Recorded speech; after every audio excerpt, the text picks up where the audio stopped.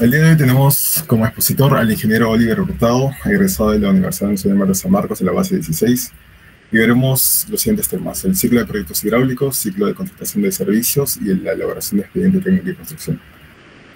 Ingeniero, ¿se encuentra? Aló, buenas noches, ¿me escuchan? Sí, se lo escucho. ¿Qué tal? Sí, correcto, Fernando.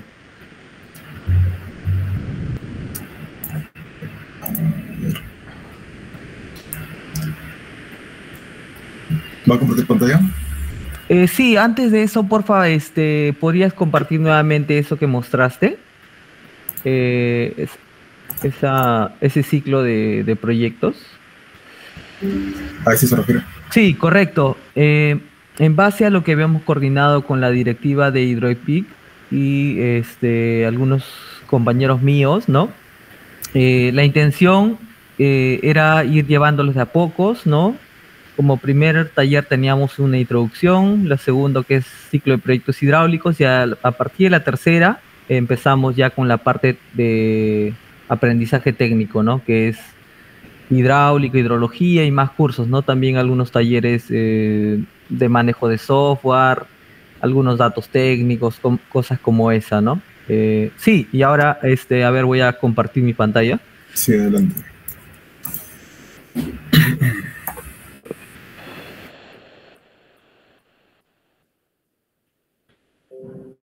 Me avisan cuando se vea, por favor.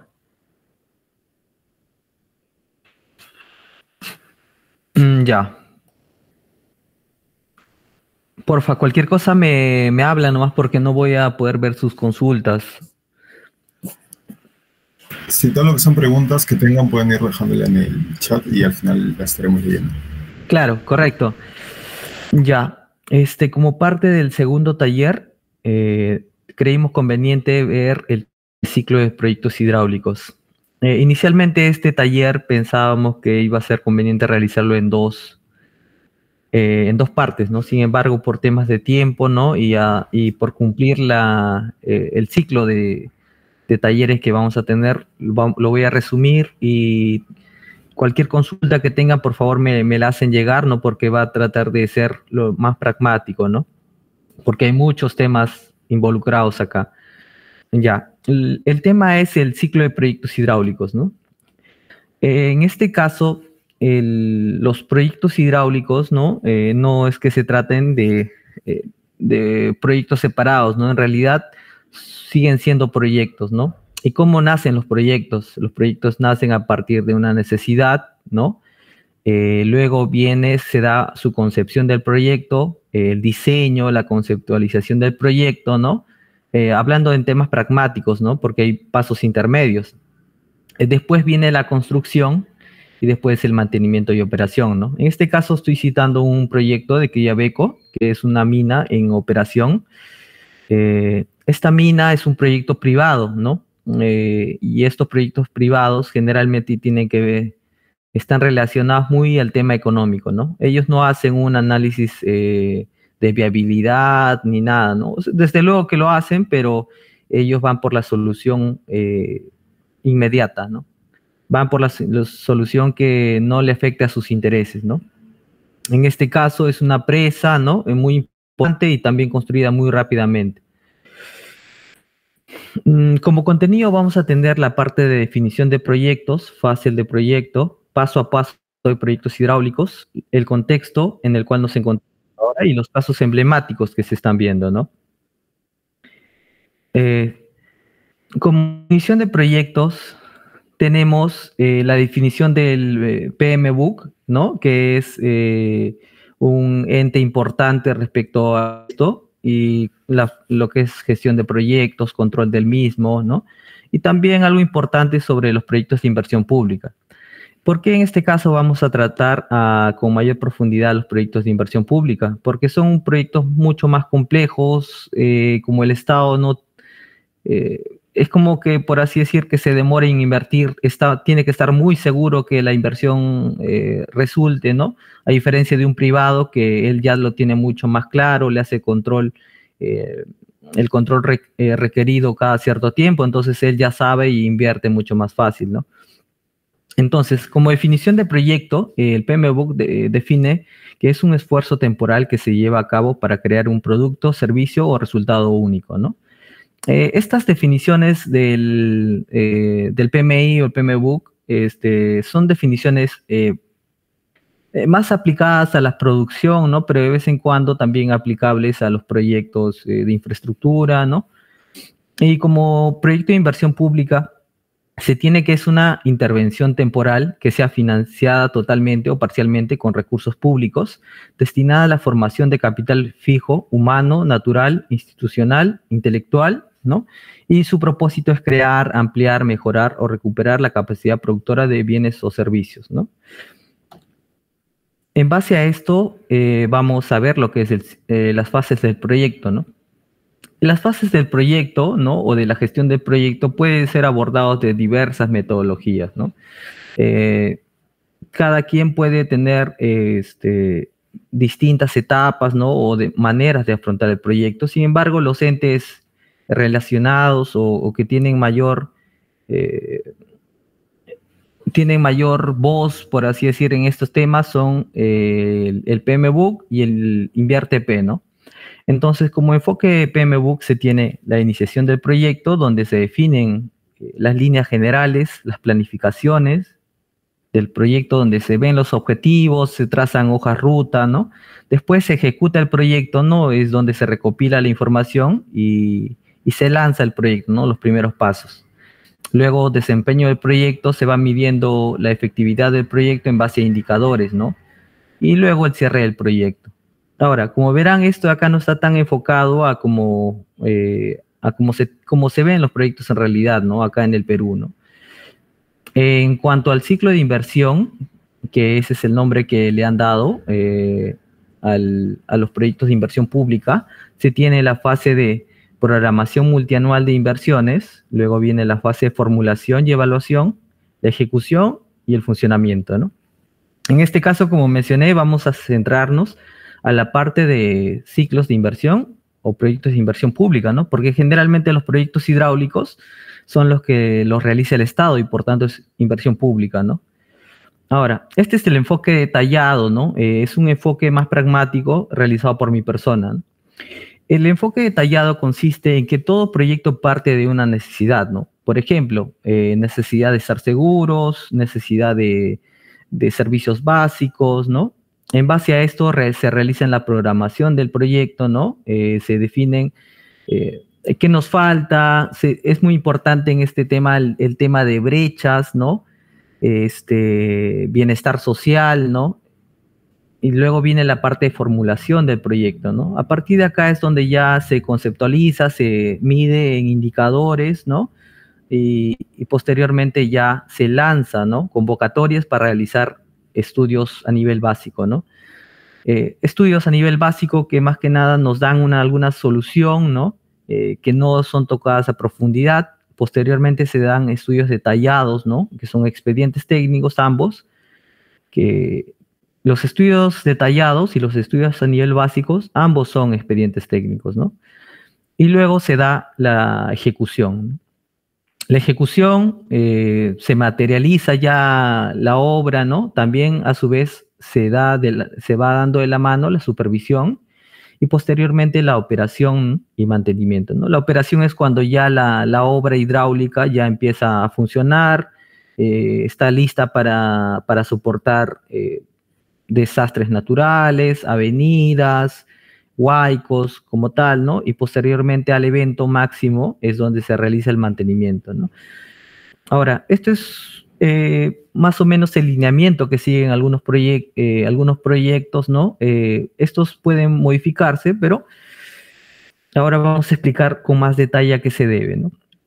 Por ejemplo, se tiene como necesidad, ¿no? Muchas veces ocurre la necesidad por falta de planificación desde un inicio, ¿no? Por ejemplo, en la quebrada El León y San Ildefonso en Trujillo, ¿no? Anteriormente, los antiguos peruanos habitaron en esa zona, ¿no? Los Chanchán, alguna cultura prehispánica, ¿no? Habitó y no tenía problemas de inundación, ¿no?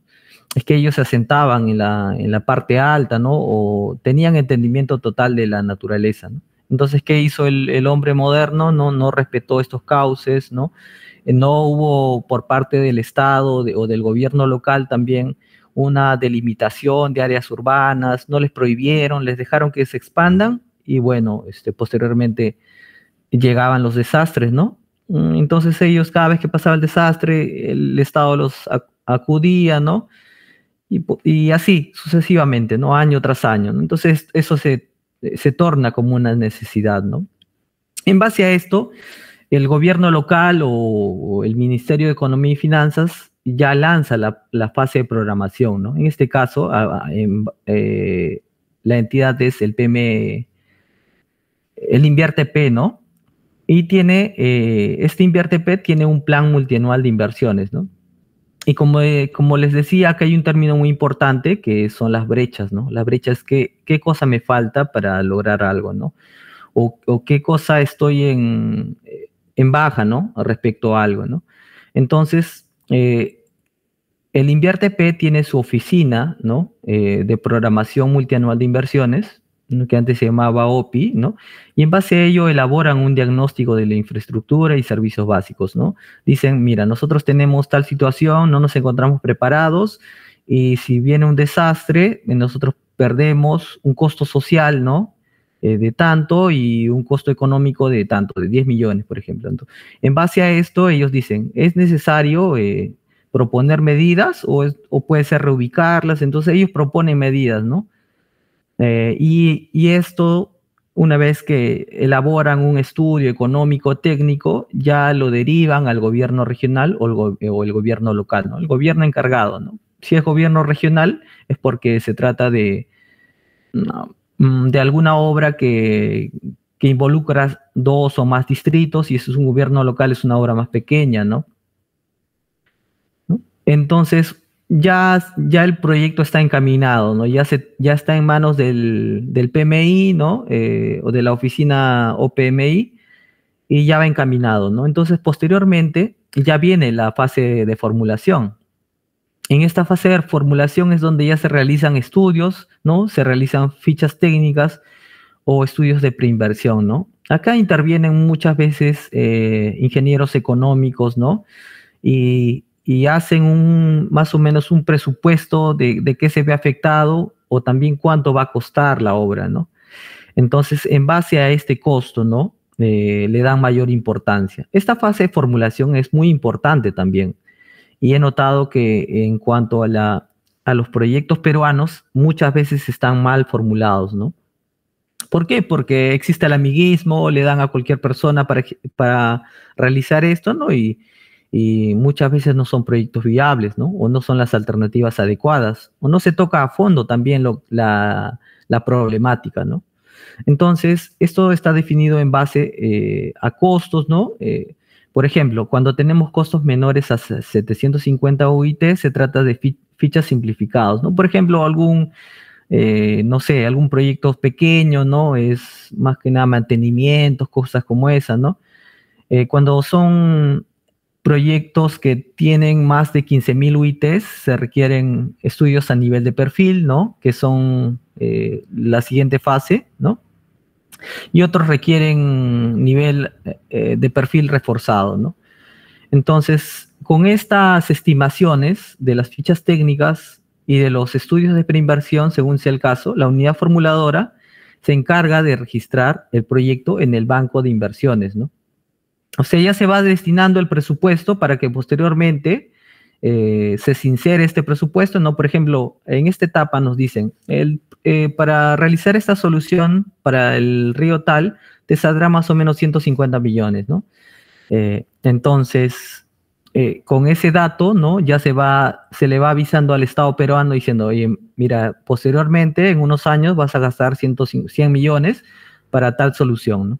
Entonces, el Estado ya va teniendo en cuenta, ¿no? Para que asigne el presupuesto para el próximo año, ¿no? En base a estas fichas técnicas o perfiles que se van realizando, el Estado lanza a convocatoria o a licitación, ¿no? A su plataforma, que es el OCE o el SEACE, para que algún consultor, ¿no? Porque el Estado no es consultor muchas veces, para que realice sus estudios técnicos, ¿no? Dentro de esa convocatoria que se realiza en bases integradas, que ustedes también lo van a ver en algún curso, ¿no? Hay un capítulo que se llama los términos de referencia. Estos términos de referencia nos indican los alcances y servicios del estudio, ¿no? ¿Qué cosa vas a realizar tú como consultor? Y muchas veces estos también obedecen al perfil y muchas veces no están bien ejecutados, ¿no? Por eso es muy importante la fase de formulación, ¿no? Además de los montos que no están. Muchos proyectos se truncan porque no están bien definidos desde su fase de formulación, ¿no? No abarcan toda la zona, solamente abarcan un tramo de la solución y muchos problemas, ¿no? Entonces, ¿qué haces como consultor? Tú primero revisas los términos de referencia, le dices, oye, mira, acá puedes mejorar tal cosa o qué sucede en tal caso, ¿no? Porque acá prima el tema económico, ¿no? Entonces, el consultor realiza una consulta o observación a la entidad, ¿no? Y la entidad te responde, ¿no? Y este es un proceso de ida y vuelta y así hasta que se lanza el estudio. Se lanza la convocatoria, ¿no? El consultor, desde luego, elabora un expediente, ¿no? Elabora un expediente, una propuesta, ¿no? Que consta de un expediente económico, ¿no? Cita también qué especialistas va a contar, ¿no? Ahí está la experiencia del especialista, en qué proyectos ha participado. También la empresa manda su cartera de proyectos, en los proyectos que ha realizado, si es capaz de realizar esto, ¿no? Entonces, eso lo evalúa la entidad, ¿no? Que muchas veces son las municipalidades o gobiernos regionales, y otorga la buena pro, ¿no? Concursan varias empresas. En base a esto, la entidad selecciona en cuanto a puntaje, la que se encuentra mejor calificada y se da la buena pro para realizar la fase de estudios técnicos, ¿no? Estos estudios técnicos constan en su primera etapa, desarrollo de estudios básicos, ¿no? Que son geología, geotecnia, hidrología, topografía, hidráulica, capacitaciones sociales, entre muchos otros. Posteriormente que se realiza este desarrollo de estudios básicos, con estos datos previos, se va a gabinete y se realizan el diseño hidráulico, diseño estructural, se realizan estudios de costos, análisis de precios unitarios, presupuestos, programación de obras, entre muchas otras cosas, ¿no? Y una serie de entregables. Adicionalmente, también muchos de los proyectos están o tienen como alcance la capacitación a las personas para hacer uso de la obra, ¿no? Porque no solamente el Estado peruano te dice, mira, yo te voy a dar una obra, sino que también esta obra tiene que permanecer en el tiempo y para eso muchas de las personas tienen que darle mantenimiento, ¿no? Entonces, para eso se capacita a las personas, ¿no? Posteriormente, también en esta fase de estudios técnicos, se hace una estimación del costo directo, ¿no? O sea, te dice cuánto va a costar la ejecución, el costo directo por parte de mano de obra y materiales, costos directos, ¿no? Gastos generales, temas de supervisión y muchos otros temas, ¿no? Y también en base a este expediente técnico, el Estado lo revisa, desde luego, ¿no? Tiene sus especialistas, ¿no? Que muchas veces lo revisan los gobiernos regionales, que dicho sea de paso, también no están muy preparados, ¿no? Y muchas veces aprueban, ¿no? Existe mucha corrupción en estas dos fases, ¿no? Tanto en la fase de perfil y en la fase de estudios técnicos, ¿no? Y en base a este expediente técnico, el Estado lo revisa y dice, ¿no? Mira, más o menos va a costar tanto, entonces nuevamente oferta esta obra, ¿no? Y lanza a licitación nuevamente para los ejecutores de obra. Acá muestro un diagrama de procesos, ¿no? Para estudios técnicos. ¿Qué es lo que se realiza más o menos en campo o más o menos cuál es el esquema o secuencia de trabajo al momento de realizar, en este caso, una defensa ribereña, ¿no? Primero se tiene 3 etapas, ¿no? ninguna es más importante que la otra, ¿no? Hay una etapa previa, hay un trabajo de campo y hay un diseño y trabajo de gabinete, ¿no? En la etapa previa es donde se ubica el proyecto, ¿no? Esta ubicación del proyecto está en los términos de referencia, ¿no? Se recopila información previa. Información previa, cuando me refiero, es la ficha técnica o el perfil, ¿no? Se elabora el plan de trabajo, ¿no? Más o menos cómo vas a atacar o cómo vas a realizar tus estudios. Posteriormente se va solicitando permisos, ¿no? Se solicita permiso a las municipalidades, tienes que tener autorizaciones, CIRA cuando es temas de arqueología, ¿no? Restos arqueológicos, algunas municipalidades y todo ello, ¿no? Y en base a eso ya tienes tu ruta de trabajo. Ahora, en el trabajo de campo se tiene como primer acto representativo, ¿no? Un entrega y reconocimiento del terreno. En esta entrega es un acto simbólico donde la entidad, junto con la entidad, recorres el proyecto. Muchas veces no se da esta etapa, ¿no? Pero es un acto simbólico más que nada. En esta etapa es donde se da un panel fotográfico, ¿no? Como primera etapa de estudios básicos se tiene la topografía, ¿no?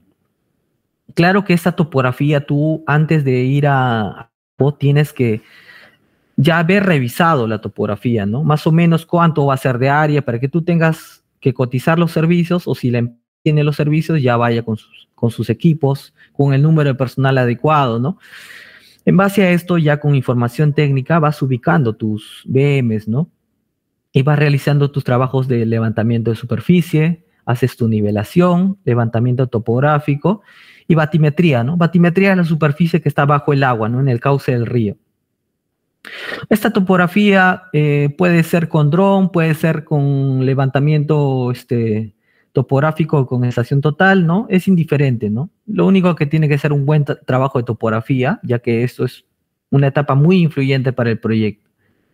Luego viene la parte de geotecnia, ¿no? La geotecnia influye en el tema de las estructuras que tú vayas a plantear, ¿no? Y como geotecnia se realizan estudio de mecánica de suelos y canteras. Están separados muchas veces, ¿no? Las canteras nos dicen qué materiales que vamos a usar, ¿no?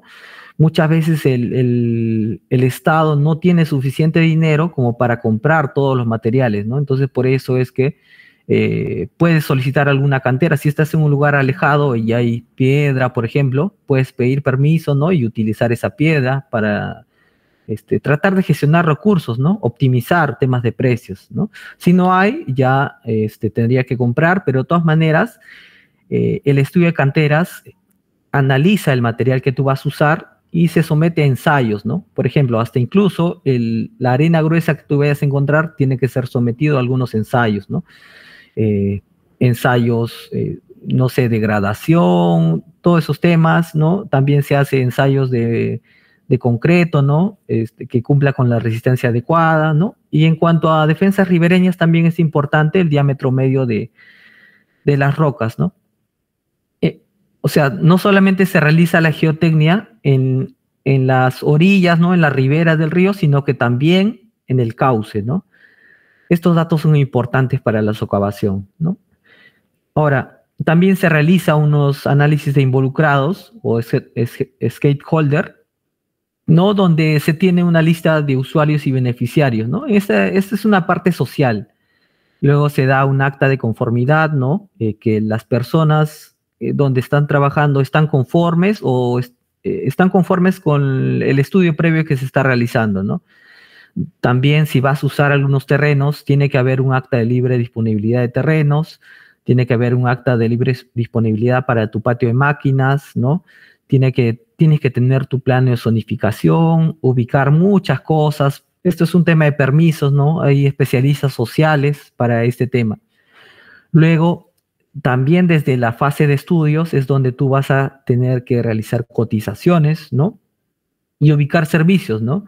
Desde esta parte ya puedes ir viendo, ¿no? Contactar empresas que te puedan brindar, no sé, concreto premezclado, aparte de las cotizaciones. ¿Para qué las cotizaciones? Para que en base a esto tú realices tus análisis de precios unitarios. También interviene el tema de análisis ambiental y de temas de riesgos, ¿no? ¿Qué es lo que vas a impactar? Tu área de influencia, identificas riesgos, elaboras diagnósticos, tomas fotos, evalúas los riesgos, no solamente identificas, sino que evalúas, ¿no? Propones soluciones y luego ya todo esto se lleva como información base para el gabinete, ¿no? En oficina ya, ¿no? En esta oficina, generalmente la topografía puede ser dada por la misma empresa o también es subcontratada, ¿no? Acá es donde se realiza la corrección de puntos, de superficies, ¿no? Y como obtención final es que te dan una superficie para que puedan trabajar y un informe, ¿no? Porque muchas veces el Estado también nos menciona o nos da un informe. También como parte de la topografía, tienen que estar BMs o puntos topográficos debidamente monumentados y con su acta, ¿no? Ante el IGN, ¿no? Después también se realizan ya el estudio de hidrología, ¿no? En este estudio de hidrología se determinan estaciones pluviométricas que tú vas a usar como data para obtener caudales. Se realizan procesos de análisis dudosos, que son análisis estadísticos, delimitas tus cuencas, obtienes parámetros geomorfológicos, ¿no? Pendiente de la cuenca, el área, el perímetro, cosas como esa. También ves parámetros de infiltración y a partir de esto obtienes intensidades de diseño y caudales, ¿no? La finalidad de la hidrología es obtener caudales. En base a estos caudales es que se realiza el modelamiento, ¿no? Puede ser el modelamiento en IBER o en GECRAS, el programa que ustedes deseen, y en base a estos resultados ya más o menos se van proponiendo soluciones, ¿no? En este caso, como es una defensa ribereña, vas diseñando la sección típica de la defensa ribereña, ¿no? Por ejemplo, tú realizas tu modelamiento en IBER, puedes obtener resultados bajos de velocidad, ¿no?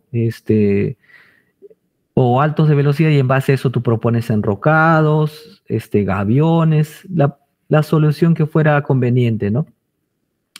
Y en base a elección de solución técnica ya es que se dan el dimensionamiento hidráulico, ¿no? Y en base a esto también se realiza una memoria de cálculo, donde detallas todo esto, ¿no? Modelamiento hidráulico con proyecto y sin proyecto, ¿no? Temas de concreto, todo ello, ¿no? Después de esta información o este cálculo hidráulico es que se realizan el dimensionamiento de estructuras, ¿no? Se da el diseño de estructuras, se realiza la estabilidad geotécnica, se realiza un análisis dinámico y estático, ¿no? Cómo reacciona nuestra defensa ante eventos sísmicos y se diseña obras complementarias, ¿no? Adicionalmente también la geología y la geotecnia van de la mano, ¿no? Todas estas ramas están interrelacionadas, ¿no? Muchos de nosotros vamos a interactuar bastante con los geotecnistas, con los estructurales, ¿no? Y en base a ello, cada área tiene como producto final un informe, ¿no? Estos informes o estas especialidades las dan términos de referencia, ¿no? Si el término de referencia te dice que tú puedas incluir temas sociales, puedas incluir temas de riesgos o no, ¿no? Entonces, este plan para afrontar o este diagrama de procesos que estamos viendo ahora, lo elabora cada consultor para afrontar el expediente técnico, ¿no? Esto muchas veces es variable, ¿no? Pero este diagrama de procesos es referencial para que ustedes puedan tener en cuenta cómo es el ciclo y cómo afrontar el proyecto, ¿no? Como es general, ¿no? Se puede adaptar a muchas cosas, ¿no? Prosiguiendo con los estudios que se realizan, tenemos la mecánica de suelo. Generalmente eso también se subcontrata a un estudio, ¿no? A un laboratorio, ¿no? Donde nos da parámetros como granulometría, ensayos, capacidad portante, ubicación de cantera, entre otros, ¿no? Estos datos son asumidos ya por los diseñadores y los diseñadores en base a esta información es que ya te dan parámetros más exactos. Por ejemplo, te dan dimensiones de la base, qué dimensiones de enrocado vas a realizar, cuánto de carga va a soportar tu estructura, en base a eso dimensionas también tu muro, entre muchas otras cosas, ¿no? En base a esto, a este diseño, ¿no? Preliminar o un diseño ya definido, se dan los costos y presupuestos. Acá es donde se van planificando las actividades, ¿no? Más o menos también en base al diseño, tú vas viendo qué insumos vas a realizar. Por ejemplo, si tú vas a hacer una defensa ribereña con enrocado, ya vas viendo que tienes que cotizar concreto, acero, enrocado, temas de seguridad, botas para los trabajadores, muchas otras cosas, ¿no? Entonces vas definiendo y vas solicitando costos, ¿no? En base a eso ya vas creando tus partidas, ¿no? Partida para movimiento de tierra, partida para concreto, ¿no? Y muchas otras cosas más, ¿no? Tus análisis de precios unitarios sobre todo. En base a esto ya vas realizando tu cronograma valorizado de obras y tu cronograma de adquisición de materiales, y en base a esto también realizas tus gastos generales, ¿no? También como entregable de esta área se tiene un informe, ¿no? Y posteriormente hay áreas complementarias como son la ambiental, temas de riesgos, seguridad y salud, ¿no? Y plan COVID-19 también. Como finalización de entregables se tiene memoria descriptiva, resumen ejecutivo y ficha técnica, ¿no? Esto es más que nada para que la entidad pueda revisarlo, ¿no? La económica de la entidad revisa esta memoria descriptiva, este resumen ejecutivo y esta ficha técnica, ¿no? Estos documentos tienen que ser entendibles de tal manera que el alcalde, por ejemplo, que no sea un ingeniero, tiene que entenderlo, ¿no? Entonces, todo esto forma parte de un expediente técnico y como tal, se afronta de una manera diferente, ¿no? Esto era para una defensa ribereña, lo mismo hay para saneamiento y agua potable, ¿no? Tenemos las mismas etapas, ¿no? La etapa previa es casi repetitiva, pero tiene algunas variaciones en cuanto a diferentes proyectos. Se tiene etapa de trabajo de campo y la parte del diseño y trabajo de gabinete, ¿no? En este caso, como son las obras de saneamiento, ya requieren levantamiento topográfico diferente, ¿no? Ya no se requiere batimetría, ¿no? Se realizan encuestas para realizar parámetros de diseño, como son los consumos, crecimiento poblacional. Acá es donde se realizan encuestas, ¿no? O en base a la información del Instituto Nacional de Estadística, ¿no? También se realizan estudios de geotecnia, estudios de análisis de involucrado, costos y presupuestos, ¿no? Análisis ambiental y de riesgos, ¿no? También se va a ver la calidad del agua. Son proyectos muy específicos, ¿no? Y que van variando uno después del otro, ¿no? También se realizan los entregables que nos mencione los términos de referencia, ¿no? Acá para mencionarles tenemos la topografía, como le había mencionado, en base a esto salen planos, ¿no? O informes, la hidrología también, ¿no? También se realizan diseño de estructuras hidráulicas, como son reservorios, líneas de aducción, distribución de tuberías, conexiones domiciliarias, y en base a esto también se realiza un informe, ¿no? Se realiza la parte de operación y mantenimiento, ¿no? O sea, a esto ya es el modelamiento de las redes, ¿no? En WaterCAD, en EPANET, como lo crean conveniente, ¿no? Y también se dan los parámetros de mantenimiento y optimización, ¿no? O sea, se simula la red, qué deficiencias tiene, se va mejorando, ¿no? En base a esto también se realiza un informe y ya este es el diseño, ¿no? El diseño de la red de agua potable y saneamiento. Y en base a esto también se realizan los costos y presupuestos y está complementado adicionalmente con la parte ambiental, riesgos, seguridad, ¿no? Y como mencionaba también la memoria descriptiva, resumen ejecutivo y ficha técnica, ¿no? Adicionalmente, o sea, como les mencionaba, este diagrama de procesos es afrontado para diversos proyectos, ¿no? En este caso he mencionado solamente defensas ribereñas y saneamiento. Para casos de riego es diferente, para casos de presas es diferente, ¿no? Muchas veces este diagrama de procesos lo realizan los ingenieros de planeamiento junto con las cabezas de la consultora, ¿no?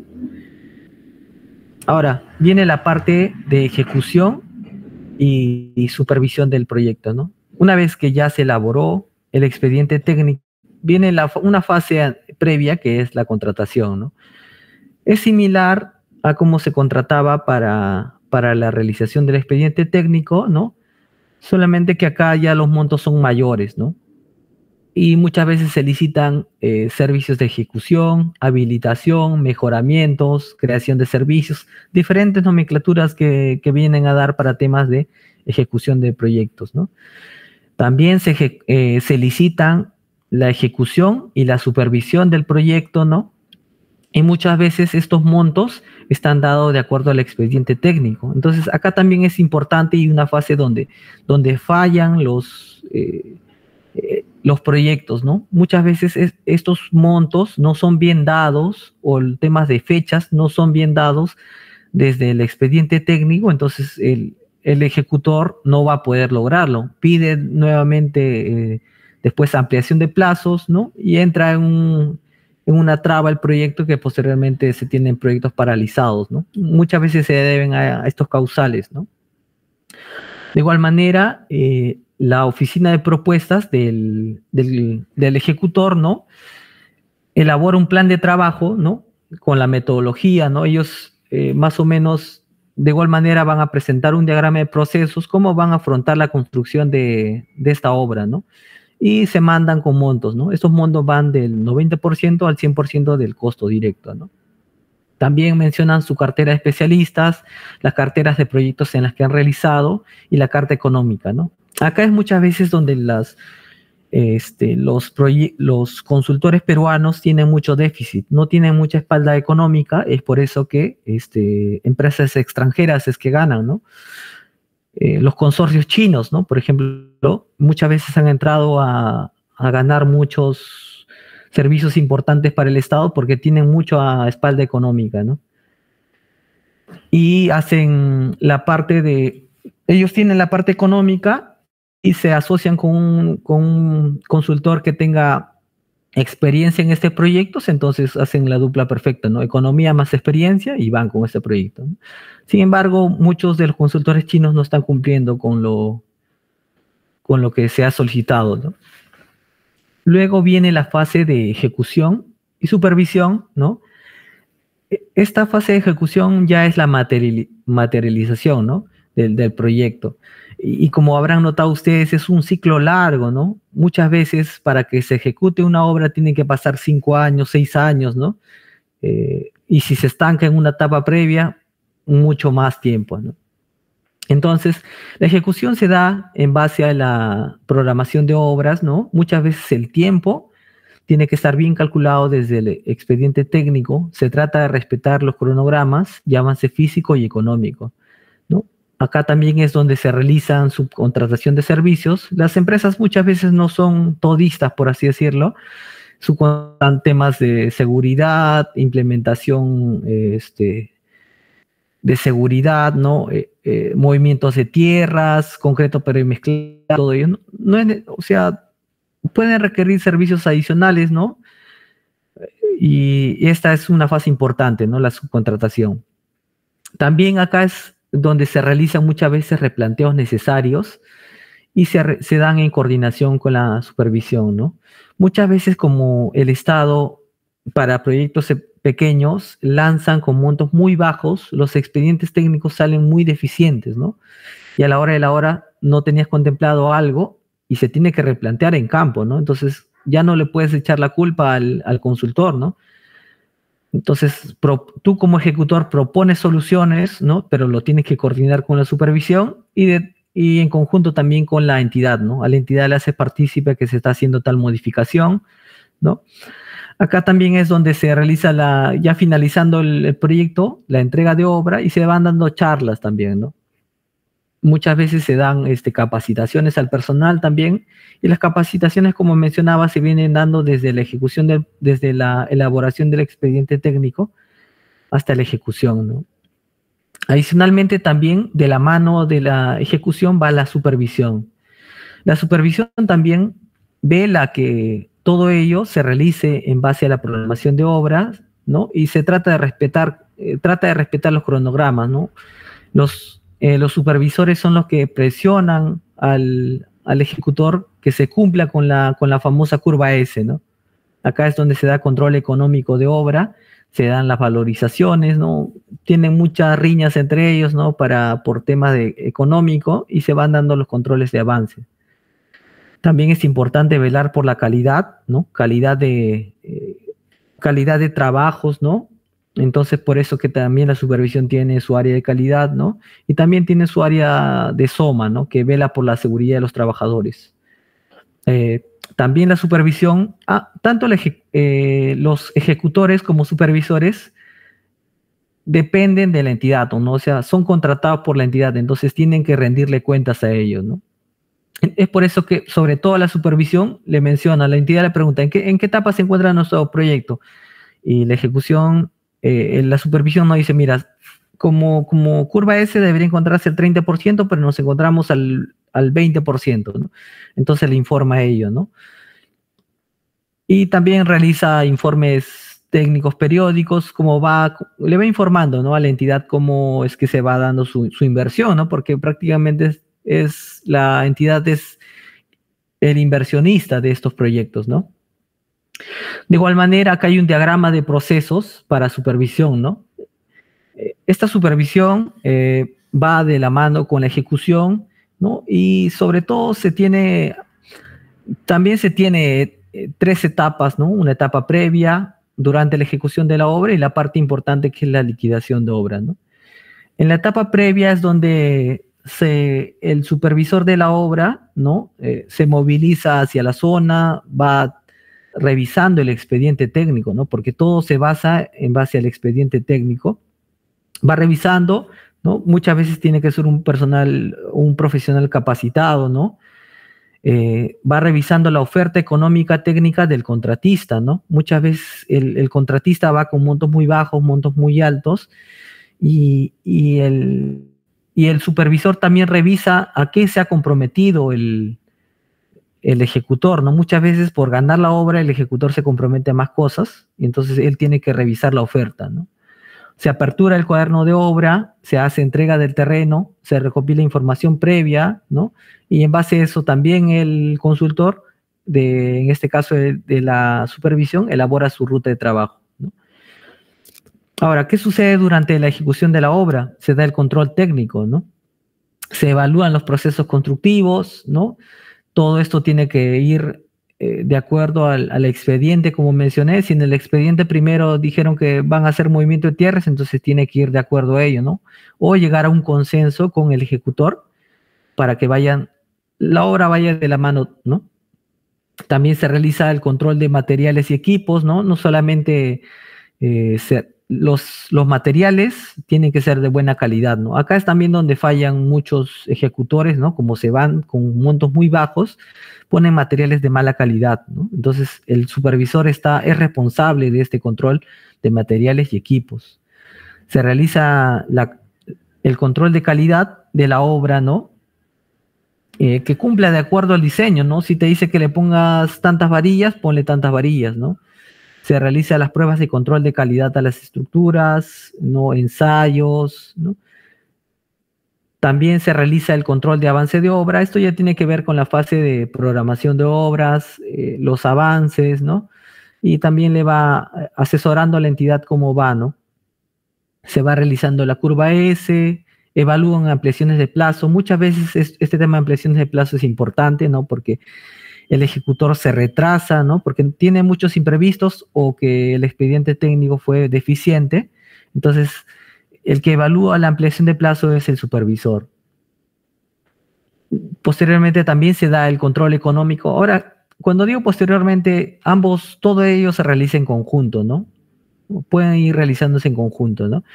En control económico se dan la evaluación de adelantos, se van dando evaluación de adicionales y deductivos, se van dando las valorizaciones, el control del cronograma y las cartas fianzas, ¿no? Adicionalmente, también el supervisor vela por la parte ambiental del proyecto y la seguridad, ¿no? Vela, por ejemplo, en temas de cuando vas a realizar excavaciones, ¿dónde es que vas a realizar la eliminación de tu material excedente? ¿Tienes sus botaderos? Estos botaderos están debidamente normalizados, ¿no? Entonces todo eso te cuestiona la supervisión, ¿no? Y también que tienes que cumplir con el plan de seguridad, ¿no? Adicionalmente, ellos también realizan otras actividades como control topográfico de la obra, hacen reuniones periódicas con el residente y la entidad, revisan informes, ¿no? Hacen control de imprevistos, ¿no? Y también ellos proporcionan soluciones, ¿no? Porque no solamente el supervisor está como para estar viendo, por así decirlo, lo que hace, sino que también ellos tienen una voz técnica y te dice qué cosa puedes hacer, ¿no? Y llegar a un consenso con el ejecutor. La parte de la liquidación de la obra, ellos reciben la información de cómo se encuentra la obra, ¿no? Solicitan revisión por parte del comité de recepción. Este comité de recepción está dado por la entidad, ¿no? Van realizando metrados, ¿no? Revisan postplanos, ¿no? Porque muchas veces los planos de diseño son diferentes a los planos en obra. Hay ligeras variaciones y hay que revisar esos planos as-built, se le dicen, ¿no? Revisan memorias descriptivas, ¿no? Revisan observaciones, ¿no?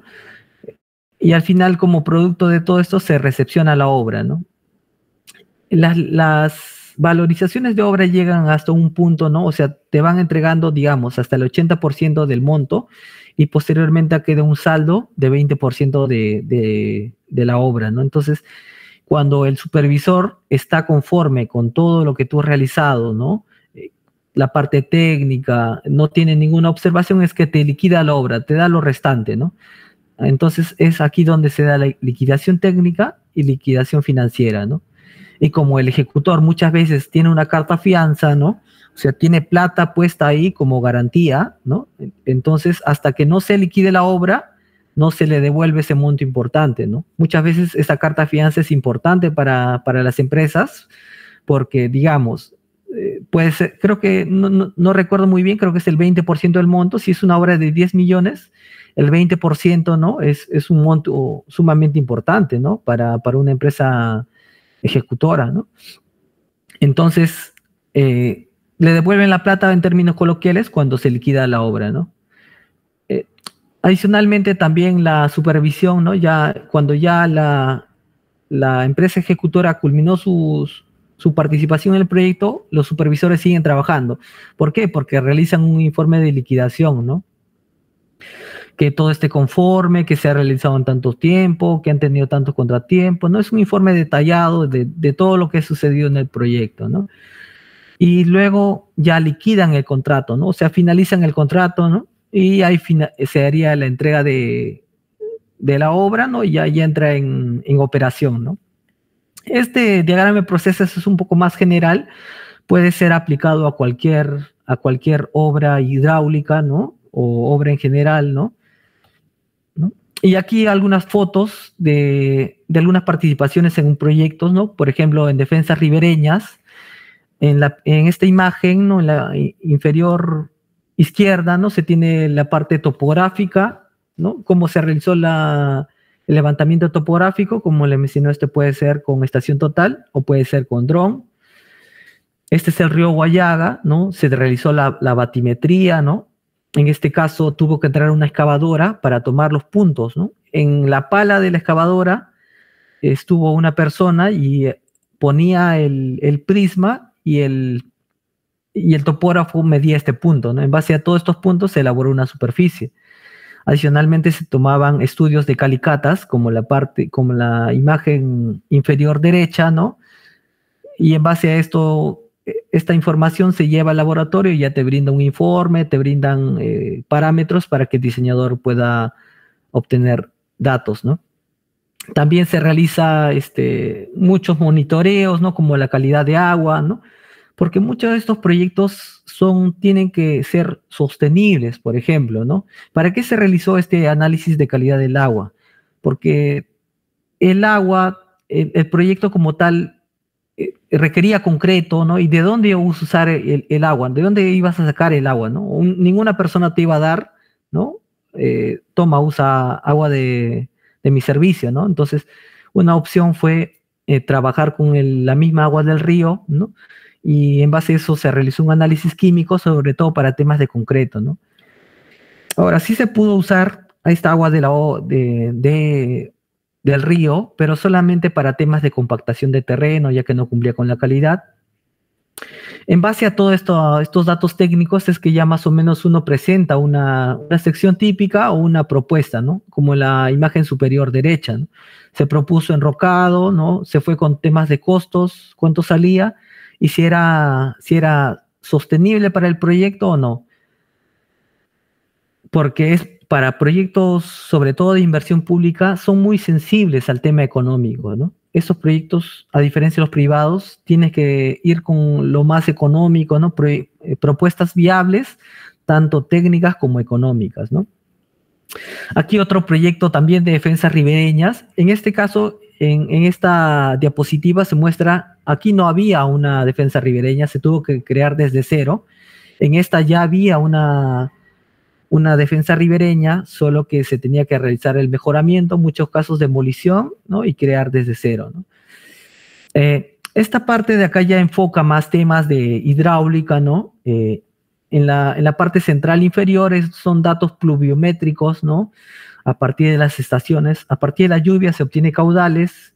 Estos caudales se llevan al modelamiento y muchas veces, como la foto superior derecha, es donde se realizan cálculos hidráulicos con Manning, ¿no? Con otras metodologías, ¿no? También se evalúa el estatus. En este caso hemos evaluado el estatus cómo se encontraba el concreto, ¿no? Se hicieron pruebas, en este caso esclerometría, también se sacaron muestras de diamantina para ver si se podía mejorar ello o se tendría que demoler, ¿no? Adicionalmente también fotos de campo, ¿no? Sobre cuál es la problemática acá, ¿no? Lo que pasaba es que no se tenía el control de la socavación del proyecto y el agua erosionó, ¿no? La base del muro de contención, entonces eso estaba expuesto, ¿no? Entre otra avenida podía derrumbarse, ¿no? Y adicionalmente ya la solución, ¿no? En este caso se continúa con un muro, ¿no? Un muro de concreto armado en específico, ¿no? Aquí ya viene unas fotos ya de la ejecución de obras, en este caso de la solución de la Quebrada de León, ¿no? De igual manera, este es un proyecto macro, ¿no? Y se han realizado, ellos tienen su planeamiento mucho mejor definido, ¿no? Y se han realizado obras importantes, ¿no? Como son creación de diques de retención, como es la imagen inferior izquierda. Se han realizado obras de cruce, ¿no? Se han realizado bajantes o aliviaderos importantes, se ha realizado conexión de aguas de las quebradas hacia el mar, se ha realizado protección del cauce de las quebradas y todo ello, ¿no? Una obra muy interesante, ¿no? Que me gustaría que revisen. Ahora, también es importante no solamente mencionar el ciclo del proyecto que he explicado de manera muy pragmática, ¿no? Sino también en qué contexto nos encontramos ahora o en qué contexto se encuentran los proyectos hidráulicos como tal en el Perú, ¿no? Muchas veces esta metodología que yo les expliqué, ¿no? O estas fases del proyecto son para proyectos pequeños, ¿no? Aplicables también a proyectos grandes, ¿no? Algunas fases van y algunas fases no van, ¿no? Y adicionalmente lo que hizo el gobierno peruano fue hacer acuerdos gobierno a gobierno, la cooperación G2G, ¿no? En este caso hizo alianzas con otros países como Francia, Inglaterra, Canadá de manera última, ¿no? ¿Para qué? Para que el Perú no tiene especialistas o no tiene experiencia, ¿no? No es tanto especialista, sino no tiene experiencias en desarrollar proyectos integrales. Entonces, le dijo a Francia, por ejemplo, amigo de Francia, por favor, asesórame con estos temas, trae tus especialistas, trabaja con las nuevas metodologías de los proyectos, ¿no? Entonces hizo alianzas y en base a estas alianzas, ¿no? Lo que se busca es, más que nada, es la experticia de estos países para gestionar y direccionar proyectos integrales, ¿no? ¿Para qué se realiza esto? Porque se busca recuperar brechas frente a riesgos de desastres, inundaciones, servicios básicos y de comunicación, ¿no? ¿Qué pasó? O sea, mucho tiempo las ciudades peruanas estuvieron expuestas, se realizaban expedientes técnicos, pero por ejemplo, para el río Rímac se realizaba un expediente técnico solamente para Chosica, y se realizaba otro expediente técnico para el tramo de San Martín de Porres, se realizaba otro expediente técnico para el tramo del Agustino, y así, ¿no? Entonces, está bien, está solucionando en cierta parte, pero no de manera integral, ¿no? Entonces, en base a esto también se ha creado una autoridad específica, que es la NIN, la Autoridad Nacional de Infraestructura, que antes era llamada la Autoridad para la Reconstrucción con Cambios, ¿no? La RCC. Entonces, el enfoque que ahora tienen es mucho más integral, como les mencioné, y ya se trata de manejar cuencas, ya no se trata de manejar tramos de ríos, ¿no? Cuando se trata de drenaje pluvial, se trata no solamente de algún sector, ¿no? Sino se trata de manejar ya a nivel de ciudad de Tumbes, ciudad de Piura, ciudad de Tambopata, etcétera, ¿no? Manejo de quebradas, manejos de ríos, ¿no? Pero todo ya de manera integral, lo cual me parece un acierto por parte del gobierno, ¿no?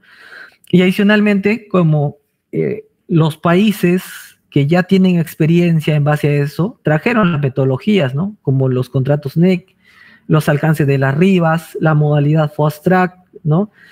Y también con ello la metodología BIM, ¿no? Que no se tenía muy desarrollada en el Perú, ¿no? O sea, sí se desarrollaban, pero no para proyectos hidráulicos, por ejemplo, no se desarrollaba anteriormente, ¿no? Y ahora se vienen realizando, ¿no? Ahora, como planes integrales, ¿no? Sobre todo ahora enfocarnos en temas de hidráulica, el gobierno peruano ha dispuesto una gran cantidad de presupuestos, ¿no? Para solucionar lo que mucho tiempo no hizo, ¿no? Entonces es por eso que ahora está invirtiendo demasiado, ¿no? Y hay bastante trabajo también para nosotros los hidráulicos, ¿no? Por ejemplo, ¿cuáles son las intervenciones que ha realizado, ¿no? En Lambayeque, en Ancash, en Lima, en Ica, en Tumbes, en La Libertad, ¿no? Está realizando control de inundaciones en el río Motupe, río Olmos, río Guarmey, en Casma, etcétera, ¿no? La más importante que creo yo es en el río Rímac, ¿no? También adicionalmente la Quebrada de León, ¿no? Quebrada San Carlos, que les mostré fotos, ¿no? Para la ciudad de Trujillo, ¿no? Y drenajes pluviales como son para Piura, para la ciudad de Piura, ¿no? Para Tumbes también, que se viene realizando, ¿no? Adicionalmente también hay otra cartera de proyectos, ¿no? Lo bonito o lo satisfactorio que ahora se tiene es que se tratan de soluciones integrales, ¿no? Mira, menciona solución integral de Río La Leche, solución integral de Río Chancay, ¿no? Solución integral, ¿no? Entonces, esto es un avance muy importante para Perú, ¿no? Para las diversas cuencas o sobre todo para los ingenieros peruanos, ¿no? En temas de hidráulica, ¿no? Que ven mucho, ya compatibilizan muchas especialidades, ¿no? Ya desde el tema paisajístico, el tema de crecimiento poblacional, ¿no? Porque ya se ve de manera integral todo, ¿no? Esto mejora mucho la ingeniería peruana y también, sobre todo, beneficia a la población, ¿no? Entonces, por mencionar algunos proyectos importantes, como es la solución integral del río Rímac, ¿no? Que es un proyecto que ahorita ya se otorgó la Buena Pro, que se está realizando el estudio definitivo, ¿no? O ya se está empezando a realizar el estudio definitivo, y a partir de agosto 2025, más o menos en el 2026, es donde ya se va a realizar la ejecución, ¿no? Imagínense ustedes realizar el diseño, ¿no? O las medidas de protección para todo el río Rímac. Esto es una inversión gigante que se va a realizar en 2 paquetes, ¿no? El tramo 1 desde la cabecera de Cuenca hasta el distrito de Santa Eulalia, y desde Santa Eulalia hasta Callao, ¿no? Entonces, esto también va a ser muy importante, ¿no? Como le mencioné en el primer taller, ¿no? Nosotros tenemos que tener el contexto en el cual nos encontramos, ¿no? Nosotros ahorita nos encontramos en un auge de trabajo para la ingeniería hidráulica, entonces muchos de nosotros vamos o cualquiera, ¿no? Sobre todo de preferencia que sean samarquinos, ¿no? Opinión mía, participar en un proyecto tan importante, ¿no? Como el río Rímac, ¿no? Ahora, algunos casos emblemáticos que ya se están realizando, ¿no? Esto es previo a las soluciones integrales que les mencioné, ¿no? La solución integral de la Quebrada de León, ¿no? En este caso se tiene un manejo integral, ¿no? Desde la cabecera de las quebradas, ¿no? Se tienen diques de retención, se tiene también accesos de operación, se tienen obras de encauzamiento, pozas de sedimentación, se tienen canales, alcantarillas, una caída que le mencioné que había en foto, ¿no? Hay cruces de alcantarillas y descarga, interacción entre mar y descarga, ¿no? Entonces, todo esto es un manejo integral, un diseño muy rico, ¿no? Muy rico a nivel de hidráulica, ¿no? Entonces, también comentarles que para el diseño de esta solución integral se participó la empresa Besalco Astracon, ¿no? Que suscribió un contrato, en este caso con una inversión de 473 millones, ¿no? Donde incluye IGB, ¿no? Que en este caso fue financiado por la RCC y fue firmado en un marco de acuerdo G2G, ¿no? Entre Perú y Reino Unido, ¿no? Esta solución a esta Quebrada de León, ¿no? Y Quebrada de León y Ildefonso tiene como objetivos ser seguras para las comunidades, ser seguras durante la etapa de construcción y ser sostenibles sobre todo, ¿no?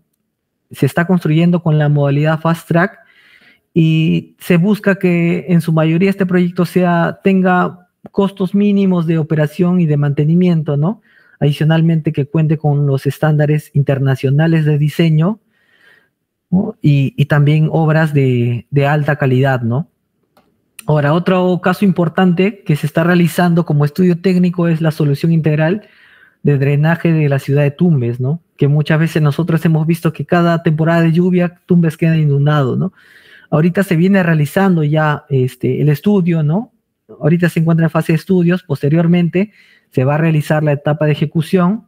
Esta etapa de ejecución más o menos va a englobar un presupuesto de 270 millones, pero ustedes me preguntarán, ¿cómo es que tienen un monto aproximado de 270 millones si todavía se viene realizando el estudio, ¿no? Es que antes se realiza un estudio de preinversión, como les mencioné, ¿no? Entonces, en base a eso ya se tiene un presupuesto estimado. Cuando ya se termine el expediente técnico es que esta cifra se va a sincerar, ¿no? Puede ser 280 millones, 533 mil, tantos, ¿no? Por ejemplo, ¿no? Ahora, este estudio, en la fase del estudio técnico, tiene una inversión aproximada de 27 millones, ¿no? Y abarca el área de estudio delimitada por el río Tumbes, cuencas urbanas y rurales como Luey, Pedregal, Ficus, Salamanca, Castilla, Nieto, Chira, Santa Catalina, Los Claveles, el Algarrobillo y el Canal Puerto Rico, ¿no?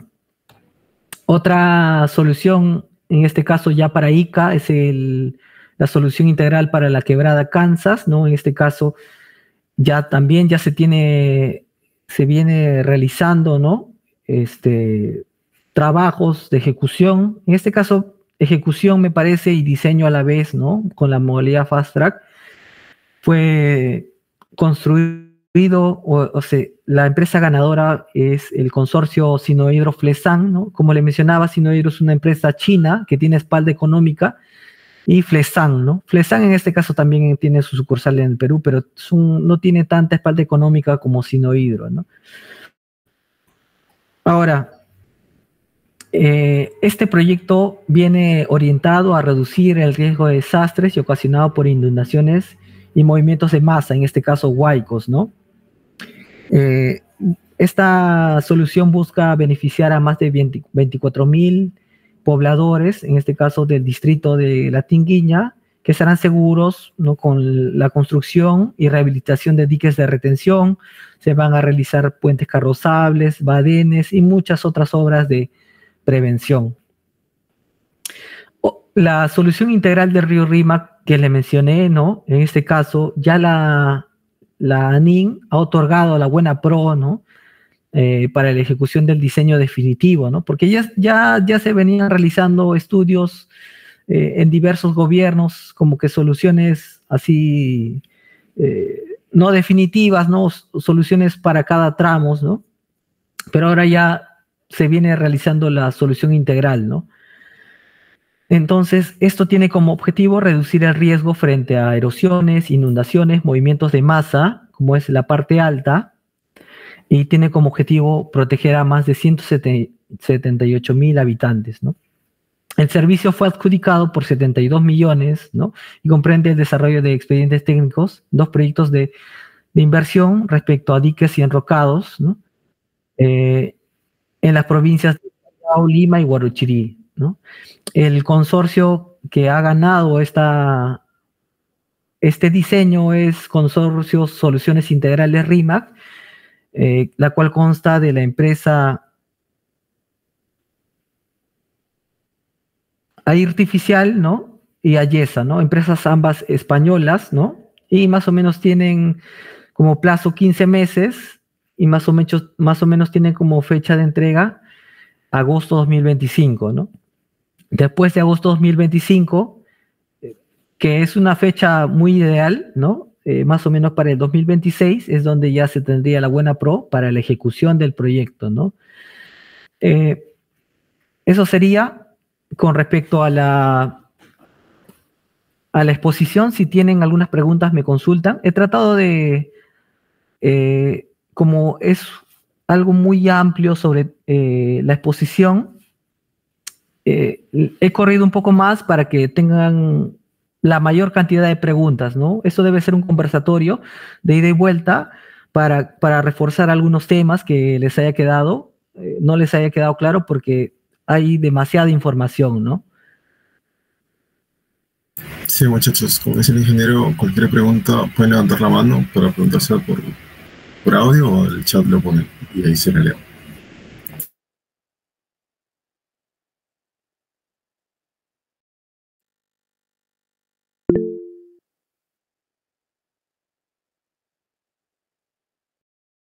Luis Ángel, a ver, adelante.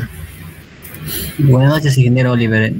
Una consulta que más me llamó la atención fue la parte sobre el apoyo en estos proyectos hidráulicos de gobierno a gobierno.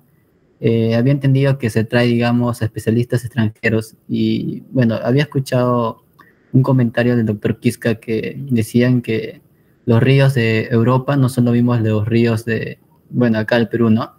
Y en base a eso, digamos, ¿no sería como algo contraproducente eso? Claro, muy buena pregunta, Luis Ángel. Exacto, o sea, la experiencia, el expertise que no tiene el ingeniero peruano son, si bien él ha realizado proyectos, pero no ha realizado proyectos de manera integral, ¿no? Entonces, el asesoramiento que le realiza el especialista extranjero es más que nada en el direccionamiento del proyecto como tal, ¿no?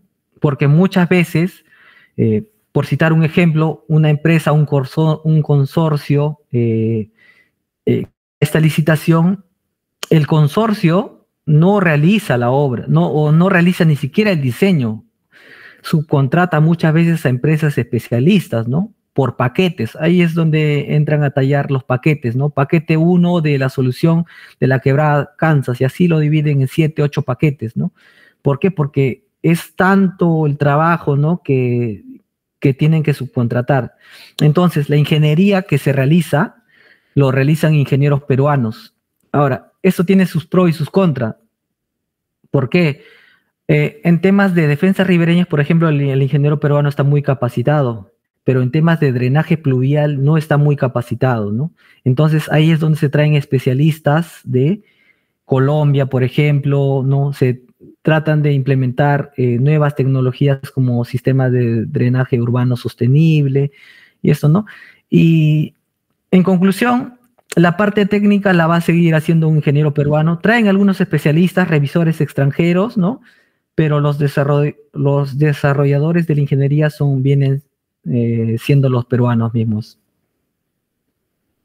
O sea, ingeniero, disculpe, digamos, la parte técnica es más, la hacen los ingenieros peruanos, pero conceptos así de como consultas, especialistas europeos, ¿no? Algo así estoy entendiendo.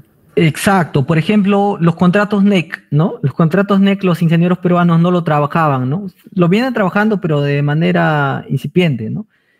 Entonces, los extranjeros van trayendo esas nuevas metodologías, las metodologías fast track, que muchas veces eran en proyectos privados. Entonces, esas metodologías de desarrollo de proyectos la adoptamos de los extranjeros, ¿no? Que dicho sea de paso también no es que sea la gran cosa porque no están haciendo un seguimiento constante, ¿no? Pero la ingeniería peruana la viene desarrollando también los peruanos. En conclusión, la parte técnica, los ingenieros peruanos, la dirección de proyectos, asesoría extranjera. Me quedó claro, gracias. Ok, ahora Sandra. Sí, buenas noches. Mi duda también iba referente a eso. Como habías explicado de que se está tratando de implementar drenaje en Tumbes, ¿cómo hacen? O sea, ese presupuesto dijiste que es con un estimado, pero ese estimado normalmente es más bajo o es como que elevado, porque es algo que no se ve al menos en Perú. Drenaje pluvial casi no existe. Y mencionaste que se tienen que tratar también extranjeros y todo eso. O sea, ¿cómo se gestionaría? Porque es algo nuevo en sí. Correcto. A ver, acá es donde...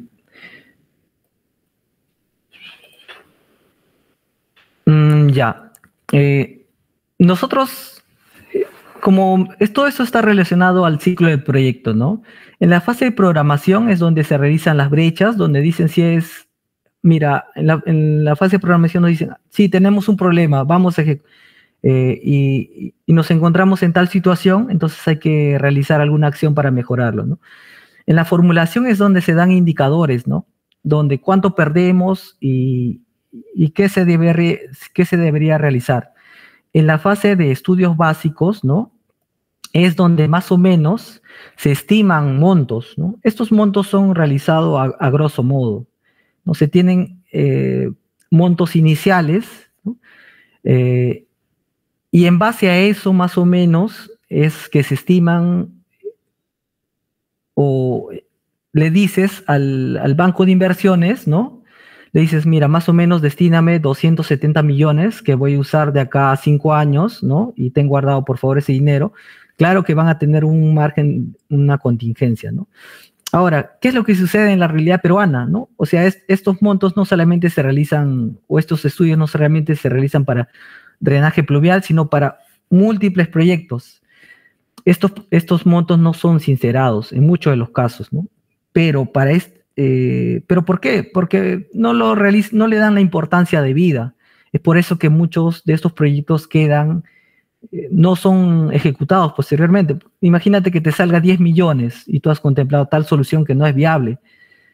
Para la siguiente etapa, donde ya en el estudio definitivo te sale 30 millones. Entonces, ya hay un desfase importante, ¿no? Entonces, el proyecto nuevamente vuelve a la fase de inversión, ¿no? Y entonces es un retraso, ¿no? Entonces, ¿de dónde estimaron ellos ese monto de 270 aproximadamente? De los estudios básicos, ¿no? Eso también lo realizó un especialista, ¿no? Como parte de solución técnica y también solución económica, ¿no? Y en base a ello, ¿no? Ahora, si bien no tenemos experiencia en drenaje pluvial, como manejo integrales que no se tienen, pero anteriormente sí hay expedientes técnicos de ello, ¿no? Sino que ahora ya involucra como manejo integral, hasta incluso se tiene asesoría extranjera porque las ciudades no están diseñadas para tal, ¿no? Se tenía simplemente una cuneta por la calle, que esta cuneta estaba saturada, no no tenían una planta de tratamiento de aguas de drenaje, ¿no? Entonces todo esto se está viendo, ¿no? Eso sería, Sandra. Dice ingeniero, hay una pregunta más en el chat de parte de Harold. Pregunta, en cuanto al G2G, ¿cómo es el proceso del proyecto? Tengo entendido que cuando es G2G no aplica los procesos del invierte.p. Correcto. O sea, el proyecto G2G, como se trata de proyectos ya muy importantes que involucran mucho dinero, ya se requiere una metodología más ágil, ¿no? Esta metodología del Invierte.p es muy antigua, por así decirlo, ¿no? Pasaban años para que recién se materialice, ¿no? Entonces, por eso es que se ha optado por una nueva metodología de trabajo, en este caso. De todas maneras, todo esto sigue con la lógica del PMI, la gestión de proyectos, sino que ya van con contratos NEC, ¿no? Contratos NEC, alcances ya, los alcances también ya son las RIBAs. ¿Qué sucedía antes? Que se tenía un consultor para hacer el estudio básico, se tenía otro consultor para hacer el estudio detallado, se tenía incluso para hacer la ficha era otro consultor, o sea, 3 consultores para un mismo servicio, ¿no? Entonces ahí tomaba mucho tiempo. Ahora lo que hacen es, le ofrecen el trabajo, un contrato llave en mano, ¿no? Que realiza el RIBA 1, el RIBA 2. Entonces, ¿qué viene a ser desde la fase del perfil, la viabilidad del proyecto, la fase de estudios definitivos, ¿no? Y la parte de viabilidad económica? Entonces ya se le da todo el trabajo a un solo consultor, y esto y se van realizando en paralelo, ¿no? Mientras van desarrollando el RIBA 1, ya está realizándose el RIBA 2, y así igualmente el RIBA 3, ¿no? Entonces esto es una metodología más ágil del proyecto. Esta es una nueva concepción del ciclo del proyecto, pero sigue los mismos procedimientos, o sea, ingeniería básica, ingeniería de detalle, ejecución. Eso no va a variar, solamente son los plazos y el momento en cuánto se realizan estos estudios.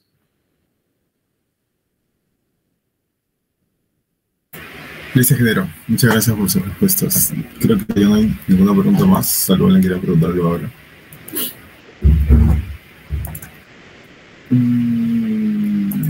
No, creo que no hay más preguntas. A ver, para finalizar, antes de que nos retiremos todos, vamos a prender la cámara para tomar una foto grupal de todos los que hemos estado aquí participando de este taller. A ver.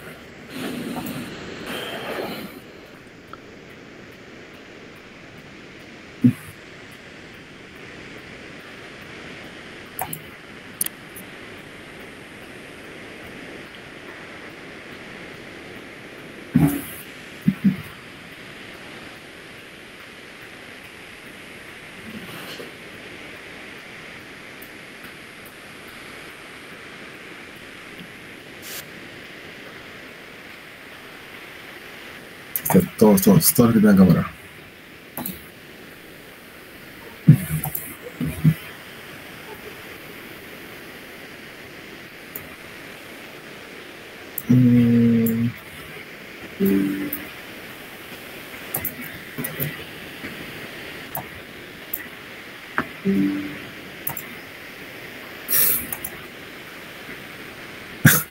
Ya está.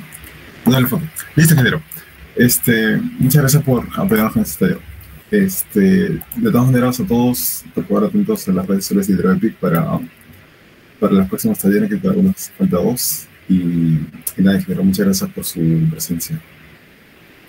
Sí, para complementar algo adicional, que por favor, o sea, es muy importante como formación de un ingeniero hidráulico saber tu rol en el juego, ¿no?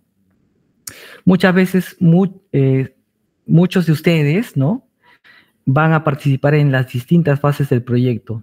Pueden participar como consultores, pueden participar como ejecutores, como parte de la entidad, ¿no? Entonces es muy importante saber cuál es la labor que van a realizar, ¿no? O sea, por favor, me gustaría que revisen un poco de esto para que cuando ya al momento de que ustedes trabajen, ya sepan en qué parte del ciclo de los proyectos hidráulicos van a participar y en base a eso ya pueden especializarse o tomar correctas decisiones, ¿no?